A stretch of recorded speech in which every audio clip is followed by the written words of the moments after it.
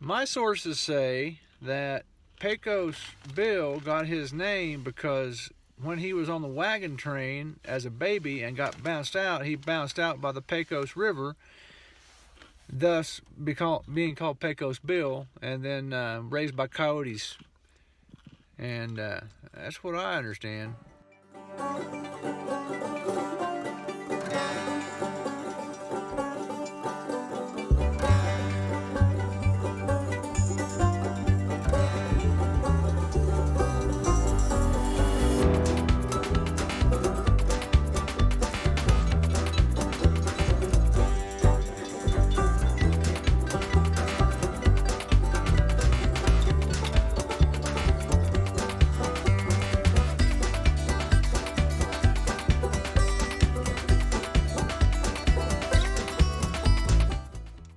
So I'm walking around gathering up firewood for the fire, and I come across this.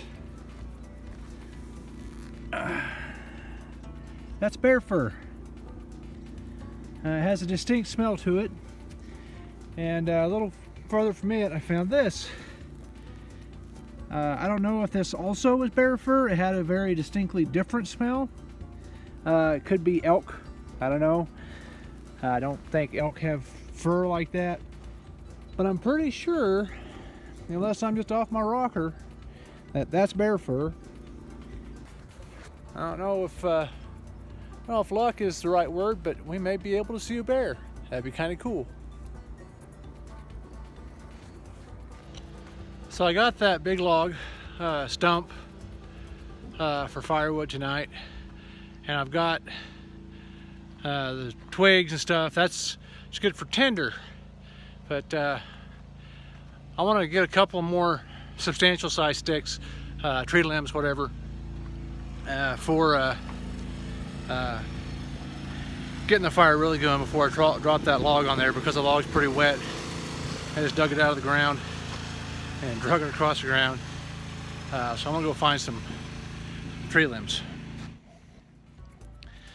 So I found this tree. The tree had already been uprooted at some point, pushed down or something. That may be Sasquatch fur we found, but I'm gonna go ahead and utilize this. I'm gonna mine it for its resources.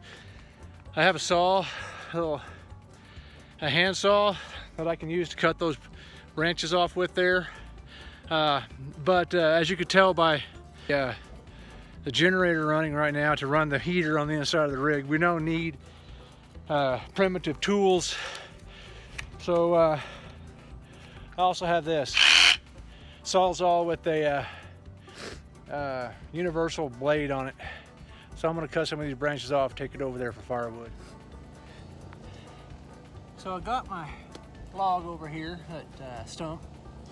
I got some other logs that I cut up off my mine tree with my reciprocating saw. I got a bundle of sticks over there I'm going to use for tinder. And now we're going to make fire.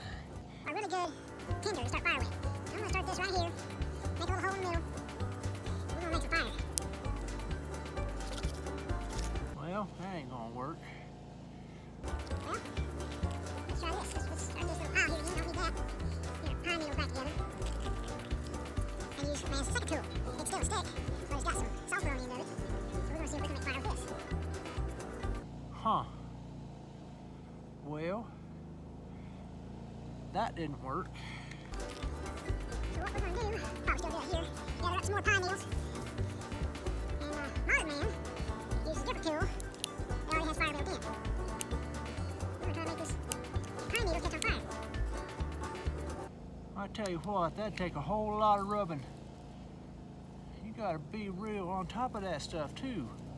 Let's see if we can get this over here close to this. That's where the fire's going to be.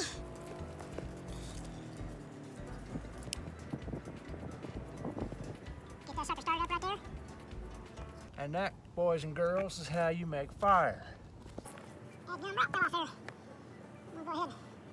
Oh, put me a stick on here. Get some more pine needles over here.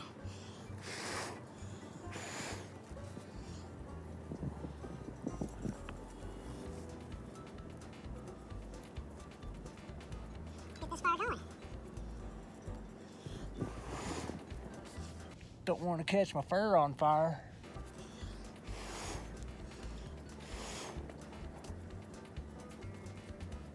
It's day 71. It rained all night last night. Temperatures dropped today. It's snowing now. There are people next to us that run up and down through their travel trailer and stomping and throwing crap. We moved out of the forest and into an RV park that charges $51 a night in the off season, which it is. And then we went to a steakhouse last night. It's $82 for 2 steak dinners. This place is expensive and freezing.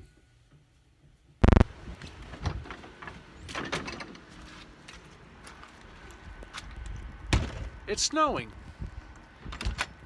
Now that's not a huge deal. It's not a uncommon occurrence up here in the altitude, I guess, of the Grand Canyon. Up until yesterday, we were boondocking out in a national forest, and we decided, well, it's supposed to turn a little cold and start raining. So we decided to come in town and get a RV spot at an RV park. We weren't going to be here, but I'm glad we are, because now we're hooked up to electricity.